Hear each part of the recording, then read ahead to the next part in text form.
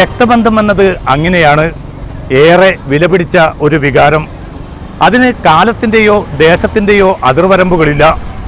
അതുകൊണ്ടാണല്ലോ വർഷങ്ങൾക്കിപ്പുറം സുഡാനിൽ നിന്ന് മകൻ വിളിച്ചപ്പോൾ ആ ഉമ്മ ആഹ്ലാദം കൊണ്ടതും. ഇത്രയും കൊല്ലം ഞാൻ സഹിച്ചില്ലേ, എൻ്റെ മോൻ സഹിച്ചില്ല അയാളെ കൂടെ പീഡനം സഹിച്ചിട്ട്. ശരിക്കും ഷോക്കായിപ്പോയി. എന്താ ശരിക്കും സ്വപ്നമാണോ?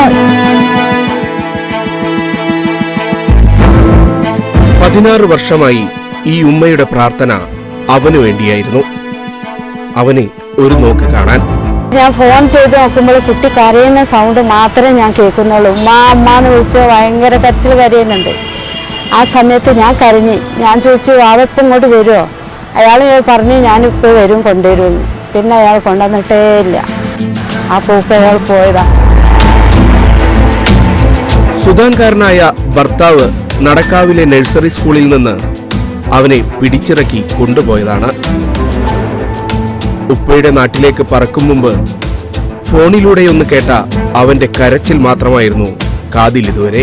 എന്റെ മുമ്പ് അറിയുന്നില്ല ഇയാൾ എങ്ങോട്ടാ കൊണ്ടുവന്നതെന്ന് പോലും ഞാൻ അറിയുന്നില്ലല്ലോ. കുട്ടിന്റെ നിലവിൽ ഉമ്മ ഉമ്മ, അപ്പൊ ഞാൻ ഉമ്മന്റെ അടുത്ത് വരണം, ഉമ്മ ഉമ്മ വാ വാന്ന് പറഞ്ഞിങ്ങനെ വിളിക്കും. അത്ര പ്രായമല്ലേ ഉള്ളൂ.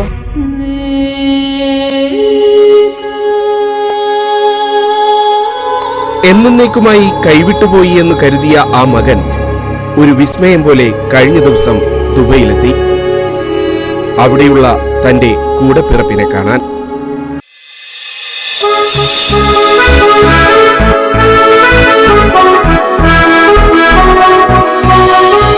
ശരിക്കും ഷോക്കായിപ്പോയി. എന്താ ശരിക്കും സ്വപ്നമാണോ സത്യമാണോ എന്ന് അറിയില്ല. കാരണം ഞങ്ങളിത് നേരത്തെ വെയിറ്റ് ചെയ്തുകൊണ്ടിരിക്കുന്ന ഒരു സംഭവമാണ്. എപ്പോഴെങ്കിലും ഞങ്ങൾ അനിയൻ ഞങ്ങളുടെ അടുത്തേക്ക് വരുന്നു. ഓക്കെ. സുഡാനിൽ നിന്ന് കേരളത്തിലുള്ള തന്റെ ഉമ്മയുടെ അടുത്തെത്താൻ വഴികൾ തേടി നടക്കുകയായിരുന്നു ഹാനി എന്ന 21-കാരൻ. I got one woman, she's good and good lady. I asked her how ticket in India, how much? It's only 3 million like that. After that, I tell her about my story, his father making so on. After that, she told me, okay, don't worry. I have one guy going after 1 week to India. Immediately she called. സുഡാനിൽ ഇന്ത്യക്കാരെന്ന് തോന്നുന്ന ആരോടും ഹാനി തന്റെ ഉമ്മയുടെ നാട്ടിലെത്താൻ വഴി തേടുമായിരുന്നു. ഒടുവിൽ ആ വഴി മണ്ണാർക്കാട്ടുകാരൻ ഫാറൂഖിന്റെ രൂപത്തിൽ അരികിലെത്തി. സോഷ്യൽ മീഡിയയുടെ പുതിയ ലോകത്ത് ആരും കയ്യെത്താ ദൂരത്തല്ലെന്ന് തെളിയിക്കുന്ന സംഭവങ്ങളായിരുന്നു.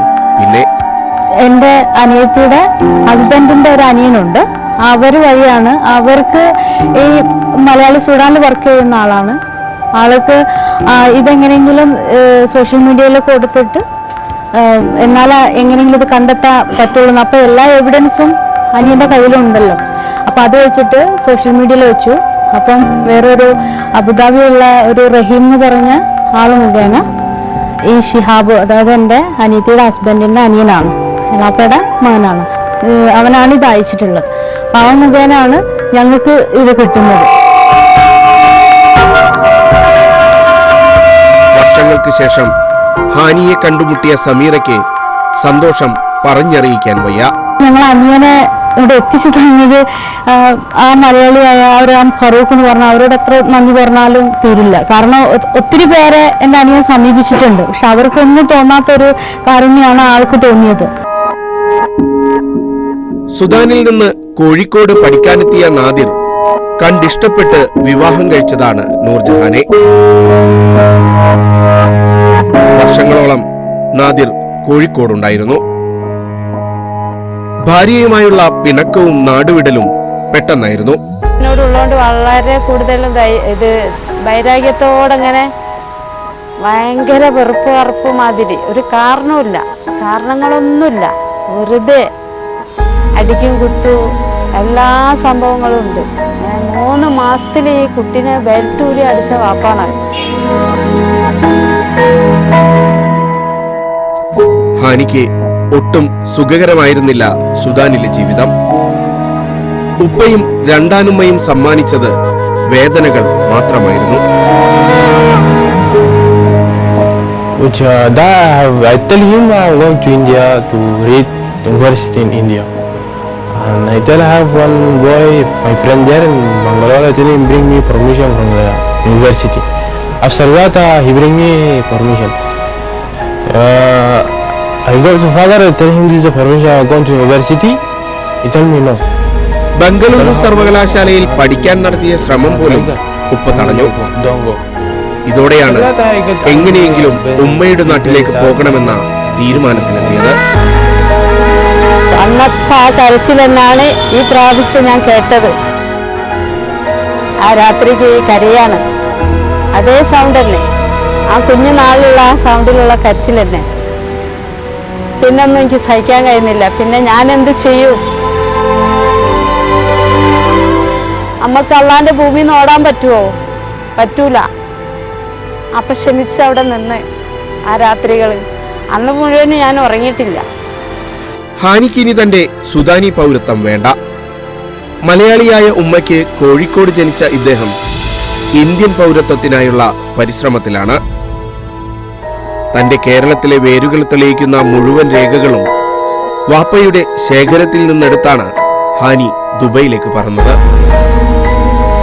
ഉമ്മയുടെ അരികിലേക്ക് പോകും മുമ്പ് ചിലത് ബാക്കിയുണ്ട്. സ്വന്തം കാലിൽ നിൽക്കാനും ഉമ്മയെയും കൂടപ്പിറപ്പുകളെയും പോറ്റാനും മാന്യമായൊരു ജോലി. അത് ദുബൈയിൽ തരപ്പെടുത്തണം. ഹാനിയും ദുബൈയിലുള്ള സഹോദരി സമീറയും അതിനുള്ള പരിശ്രമത്തിലാണ്. ജോലി കിട്ടിയാൽ ആ നിമിഷം ഹാനി കേരളത്തിലേക്ക് പോകും.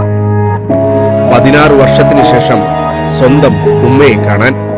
മോനെ കാണണം, എനിക്കാണെങ്കിൽ സാമ്പത്തികം ഇല്ല, എങ്ങനെയാണ് എൻ്റെ കുട്ടീനെ എനിക്ക് കാണാ എന്നൊന്നും എനിക്കറിയില്ല.